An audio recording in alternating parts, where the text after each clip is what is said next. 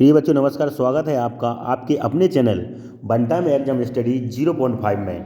तो रोजाना की भांति आज मैं फिर आपके सामने हिंदी का एक बेहतरीन प्रैक्टिस सेट लेकर आया हूं, जो कि आने वाली परीक्षाओं की दृष्टि से बहुत ही महत्वपूर्ण है। चाहे वह आपकी एसएससी जीडी कांस्टेबल की हो, या फिर यूपी टेट की हो, या सी टेट की हो, या फिर सुपर टेट की हो, या फिर कक्षा 10th के विद्यार्थियों के लिए भी यह क्लास बहुत ही महत्वपूर्ण है। ठीक है बच्चों, तो आज का पहला क्वेश्चन है हमारा, रसिक प्रिया किसकी रचना है? क्या केशवदास की है, क्या तुलसीदास की है, या मतीराम की है, जयशंकर प्रसाद की है? जल्दी से सही विकल्प का चयन करें और कमेंट करके बताएं बच्चों हमें कि रसिक प्रिया किसकी रचना है। तो बच्चों इसका आंसर हो जाएगा आपका ऑप्शन नंबर ए, केशवदास। रसिक प्रिया जो है यह केशवदास की रचना है। ठीक है बच्चों, बाकी तुलसीदास, मतीराम और जयशंकर प्रसाद इनकी रचना नहीं है। तुलसीदास की आपकी रचनाएं हैं, तुलसीदास की रचना है आपकी गीतावली, दोहावली, कवितावली। ठीक है बच्चों, अगला क्वेश्चन आपके सामने ललित ललाम। क्वेश्चन नंबर 2 कह रहा है, ललित ललाम जो है वह किसकी रचना है? क्या सुमित्रानंदन पंत की है, या तुलसीदास की है, या मतीराम की है, या सुभद्रा कुमारी चौहान की है? ललित ललाम, जल्दी से बच्चों सही विकल्प का चयन करें और कमेंट करके बताएं हमें कि जो ललित ललाम रचना है वह किसकी है।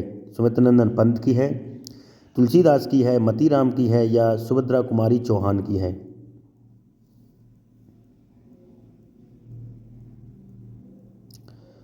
तो बच्चों इसका आंसर हो जाएगा ऑप्शन नंबर सी, ललित ललाम जो है मतीराम की रचना है। ठीक है बच्चों, इसलिए क्वेश्चन नंबर 2 का आंसर हो जाएगा ऑप्शन नंबर सी, मतीराम।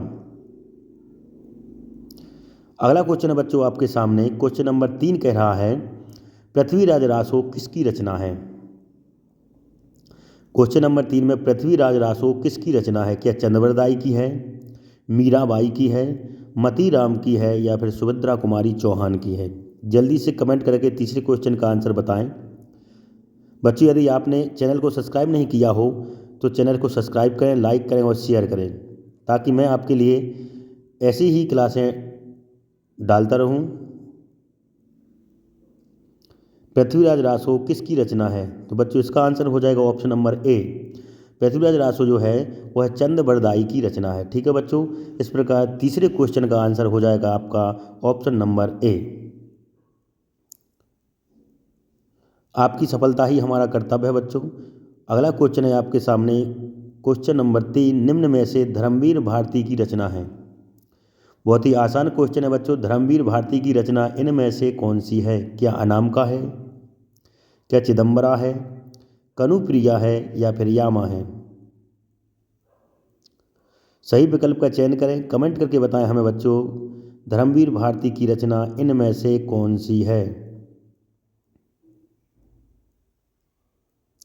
तो बच्चों इसका आंसर हो जाएगा ऑप्शन नंबर सी, कनुप्रिया जो है बच्चों वह धर्मवीर भारती की रचना है। साथ ही साथ आपको बताते चलें, अनामिका जो है सूर्यकांत त्रिपाठी निराला की रचना है, चिदम्बरा सुमित्रानंदन पंत की है, और यामा को हम सभी जानते हैं, यामा जो है यह महादेवी वर्मा की रचना है। ठीक है बच्चों, चारों विकल्प मैंने आपको बता दिए हैं। यामा जो है महादेवी वर्मा की रचना है, अनामिका निराला की, और चिदम्बरा सुमित्रानंदन पंत की। ठीक है बच्चों, अगला क्वेश्चन है आपके सामने, निम्न में से महादेवी वर्मा की रचना है? ऑप्शन है आपके सामने मधुशाला, चिदम्बरा, कनुप्रिया, या दीप सखा।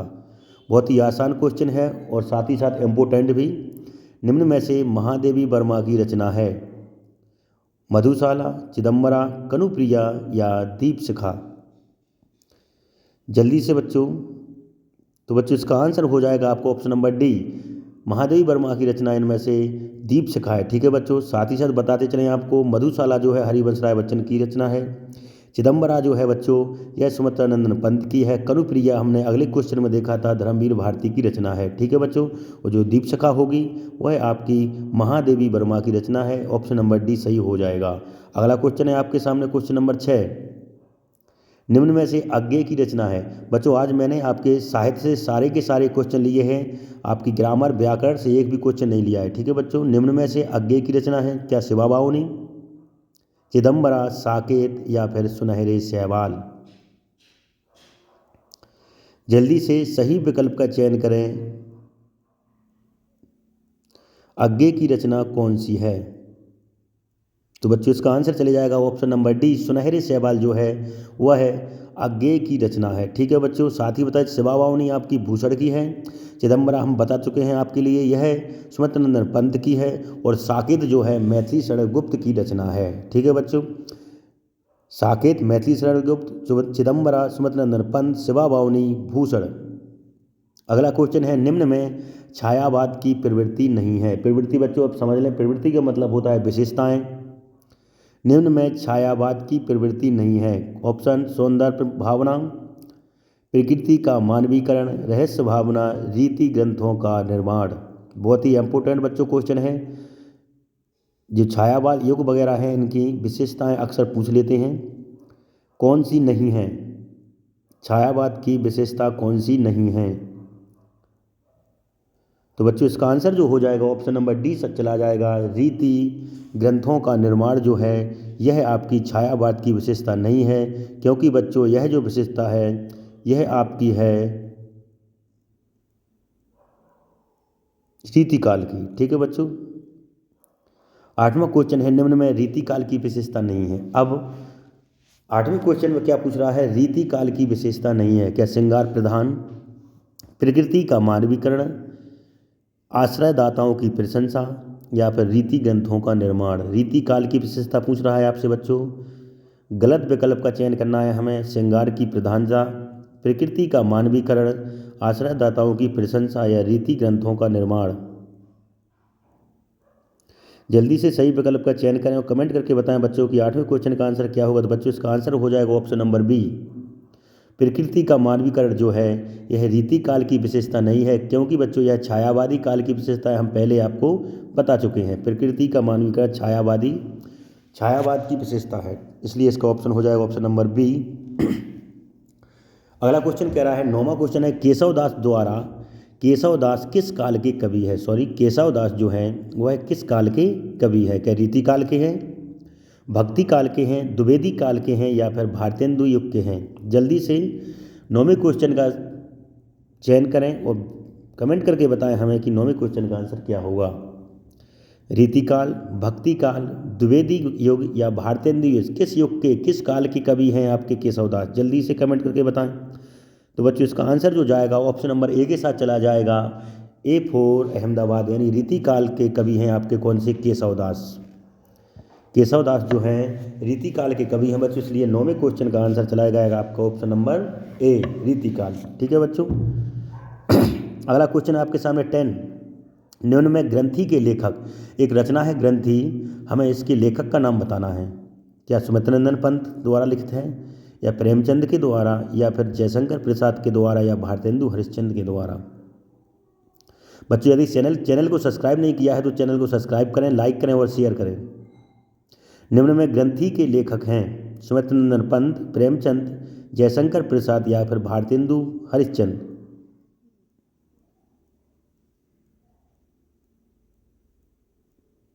तो बच्चों इसका आंसर हो जाएगा ऑप्शन नंबर ए, ग्रंथि जो है वह सुमित्र नंदन पंत द्वारा लिखित है। ठीक है बच्चों, इसलिए 10वें क्वेश्चन का answer option number A, Sumitranandan Pant चला जाएगा, ए फॉर अहमदाबाद। ठीक है बच्चों, अगला क्वेश्चन है आपका क्वेश्चन नंबर 11, निम्न में आधुनिक काल की कवि नहीं है। आधुनिक काल के कवि नहीं है बच्चों, यहाँ पर थोड़ी टाइपिंग में गलती हो गई, निम्न में आधुनिक काल की के स्थान पर चाहिए था के। निम्न में आधुनिक काल के कवि नहीं हैं, क्या मैथिली शरण गुप्त, क्या अज्ञेय, या जयशंकर प्रसाद, या नागार्जुन। 4 विकल्प आपके सामने दिए हुए हैं, सही विकल्प का चयन करें, कमेंट करके बताएं हमें कि आधुनिक काल के कवि कौन से नहीं हैं। चैनल को सब्सक्राइब करें, लाइक करें और शेयर करें। तो बच्चों इसका जो आंसर चला जाएगा, आधुनिक काल के कवि जो नहीं हैं आपके जयशंकर प्रसाद, क्योंकि बच्चों हम सभी जानते हैं कि जयशंकर प्रसाद जो हैं शुक्ल युग के कवि हैं, शुक्ल युग यानी कि छायावादी युग के कवि हैं, इसलिए ऑप्शन नंबर सी इस क्वेश्चन का आंसर सी फॉर चेन्नई चला जाएगा। ठीक है बच्चों, अगला क्वेश्चन है 12वें नंबर का आपके सामने, सन 1343 से 1643 ईस्वी किसकी समय सीमा है। सन 1343 से 1643 ईस्वी किसकी समय सीमा है, क्या रीतिकाल की है, क्या भक्ति काल की है, क्या द्विवेदी युग की है, या फिर भारतेंदु युग की है। जल्दी से बच्चों सही विकल्प का चयन करें और कमेंट करके बताएं हमें कि 12वें क्वेश्चन का आंसर क्या चला जाएगा। तो बच्चों इसका आंसर जाएगा ऑप्शन नंबर बी, यानी कि भक्ति काल। बी फॉर बॉम्बे इसका क्वेश्चन का आंसर हो जाएगा। 1343 से 1643 जो समय सीमा है वह आपकी भक्ति काल की है। ठीक है बच्चों, अगला क्वेश्चन है आपके सामने, क्वेश्चन नंबर द्वितीय तार सप्तक का प्रकाशन वर्ष बताना है बच्चों। है बहुत ही इंपॉर्टेंट क्वेश्चन है बच्चों। 3 तार सप्तक आपके हुए थे, प्रथम तार सप्तक, द्वितीय तार सप्तक और तृतीय तार सप्तक। तीनों तार सप्तक के प्रकाशन वर्ष की डेट आपको याद रखनी है, अक्सर पूछे जाते हैं बच्चों। ऑप्शन है आपके सामने 1950, 1949, 1951, 1959। द्वितीय तार सप्तक का प्रकाशन वर्ष हमें बच्चों में बताना है। चारों ऑप्शन आपके सामने दिए हुए हैं, सही विकल्प का चयन करें, कमेंट करके बताएं कि इसका आंसर क्या जाएगा। तो बच्चों इसका आंसर हो जाएगा option number C 1951। Option number C यानी कि चेन्नई, सी फॉर चेन्नई 1951 द्वितीय तार सप्तक का प्रकाशन वर्ष बच्चों माना जाता है, इसलिए इस क्वेश्चन का आंसर चला जाएगा ऑप्शन नंबर सी चेन्नई 1951। अगला क्वेश्चन है आपके सामने, तीसरे तार सप्तक का प्रकाशन वर्ष क्या है। 14वां क्वेश्चन बोल रहा है आपके सामने, तीसरे तार सप्तक का प्रकाशन वर्ष क्या है। क्या 1950, 1949, 1951 या 1959। बहुत ही इम्पोर्टेंट क्वेश्चन, परीक्षा की दृष्टि से महत्वपूर्ण क्वेश्चन है बच्चों। 14वां क्वेश्चन है, तीसरे तार सप्तक का प्रकाशन वर्ष हमें बताना है 1950, 1949, 1951, 1959। सही विकल्प का चयन करें और कमेंट करके बताएं बच्चों हमें कि 14वें क्वेश्चन का आंसर क्या चला जाएगा। इसका आंसर जाएगा बच्चों ऑप्शन नंबर डी। तीसरे तार सप्तक का प्रकाशन वर्ष जो है 1969 माना जाता है बच्चों, इसलिए तीसरे तार सप्तक का प्रकाशन वर्ष ऑप्शन नंबर डी आपका सही चला जाएगा। और जो 1951 है बच्चों, यह है आपका प्रथम तार सप्तक का। अगला क्वेश्चन है आपके सामने, क्वेश्चन नंबर 15, 1868 से 1900 ईस्वी तक किसकी समय सीमा मानी जाती है। बच्चों पांचों युग की समय सीमा हमें याद करनी है, रट लो बिल्कुल। एक ना एक क्वेश्चन आपका बनेगा, इतने युगों में से सभी युगों में से कोई ना कोई क्वेश्चन बनेगा कि किस युग की समय सीमा क्या है। क्या भारतेंदु युग की है यह, क्या द्विवेदी युग की है, शुक्ल युग की है, शुक्लोत्तर युग की है। 1868 से 1900 ईस्वी तक किस युग की समय सीमा मानी जाती है बच्चों। ऑप्शन नंबर ए इसका सही चला जाएगा, ये फॉर अहमदाबाद। भारतेंदु युग 1868 से 1900 ईस्वी तक की समय सीमा भारतेंदु युग की मानी जाती है। ठीक है बच्चों, चैनल को सब्सक्राइब करें, शेयर करें और लाइक करें, आपकी सफलता ही हमारा कर्तव्य है बच्चों। अगला क्वेश्चन है क्वेश्चन नंबर 16, निम्न में से किस युग की को छायावादी युग कहा जाता है। बहुत ही आसान क्वेश्चन है बच्चों, हाई स्कूल के बच्चे इस क्वेश्चन को आराम से बता देंगे। किस युग को छायावादी युग कहा जाता है। क्या भारतेंदु युग को, क्या द्विवेदी युग को, या फिर शुक्ल युग को, या फिर शुक्लोत्तर युग को। किस युग को छायावादी युग कहा जाता है। जल्दी से सही विकल्प का चयन करें, कमेंट करके बताएं बच्चों हमें कि इस क्वेश्चन का आंसर क्या जाएगा।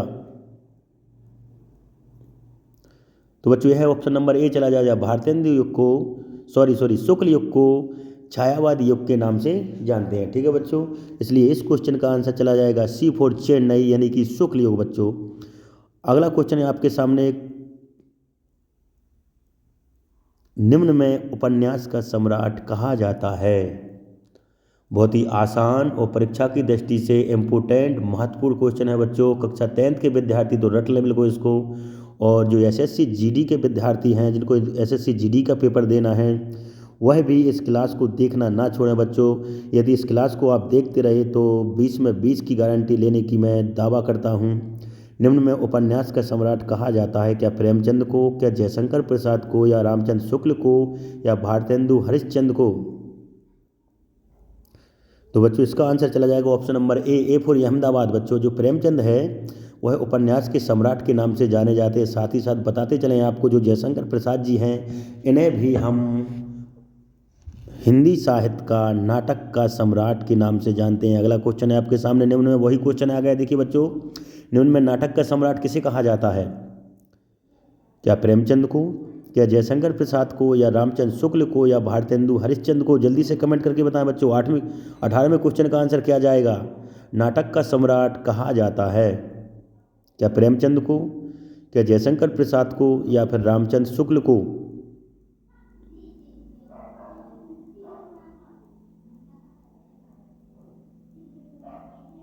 जल्दी से बच्चों 18वें क्वेश्चन को कमेंट करके बताएं। तो बच्चों इसका आंसर जाएगा ऑप्शन नंबर बी। अभी बताया था मैंने, अगले 17वें क्वेश्चन बताया था आपको कि नाटक का सम्राट जयशंकर प्रसाद जी को कहा जाता है। इस प्रकार बी फॉर बॉम्बे 18वें क्वेश्चन का आंसर जयशंकर प्रसाद चला जाएगा। ठीक है बच्चों, 19वां क्वेश्चन आपके सामने निम्न में डॉक्टर नागेंद्र किस विधा से संबंधित हैं? 19वां क्वेश्चन कह रहा है जो डॉक्टर नागेंद्र जी हैं वो किस विधा से संबंधित, क्या नाटक से, क्या उपन्यास से, या आलोचना या आत्मकथा? सही विकल्प का चयन करें और कमेंट करके बताएं बच्चों हमें कि इस क्वेश्चन का आंसर क्या चला जाएगा। 19वां क्वेश्चन है आपके सामने, नाटक, उपन्यास, आलोचना, आत्मकथा। सही विकल्प का चयन करें। टाइम बहुत कम है बच्चों, परीक्षा आपके सर पर आ गई है, कुछ ही दिनों में प्रवेश पत्र आने वाले हैं, इसलिए इस क्वेश्चन का आंसर चला जाएगा बच्चों आपका ऑप्शन नंबर सी, यानी कि चेन्नई। आपका आलोचना जो है वो डॉक्टर नागेंद्र विधा से संबंध है। डॉक्टर नागेंद्र जी जो हैं वह आलोचना लिखते हैं। ठीक है बच्चों, इस प्रकार इस क्वेश्चन का आंसर चला जाएगा option number C for Chennai, यानी कि आलोचना। अगला क्वेश्चन है 20वां, निम्न में आवारा मसीहा के लेखक बताइए। बहुत ही आसान क्वेश्चन है बच्चों, इंपोर्टेंट भी साथ ही साथ महत्वपूर्ण। 20वां क्वेश्चन क्या है, निम्न में आवारा मसीहा के लेखक हमें बताना है। क्या विष्णु प्रभाकर हैं, क्या सुमित्रानंदन पंत हैं, या मैथिली शरण गुप्त है, या रामवृक्ष बैनीपुरी है बच्चों? सही विकल्प का चयन करें, कमेंट करके बताएं बच्चों हमें कि इस क्वेश्चन का आंसर क्या चला जाएगा। बच्चों चैनल को सब्सक्राइब नहीं किया है तो सब्सक्राइब करें, शेयर करें और लाइक करें। हमारा टारगेट आपकी सफलता बच्चों। इस क्वेश्चन का आंसर चला जाएगा option number A for Ahmedabad. आवारा मसीहा के लेखक विष्णु प्रभाकर जी हैं। ठीक है बच्चों, इस प्रकार 20वें क्वेश्चन का आंसर चला जाएगा विष्णु प्रभाकर। बच्चों ये हमारा लास्ट क्वेश्चन था। ठीक, कल इसी समय फिर मिलेंगे, तब तक के लिए नमस्कार।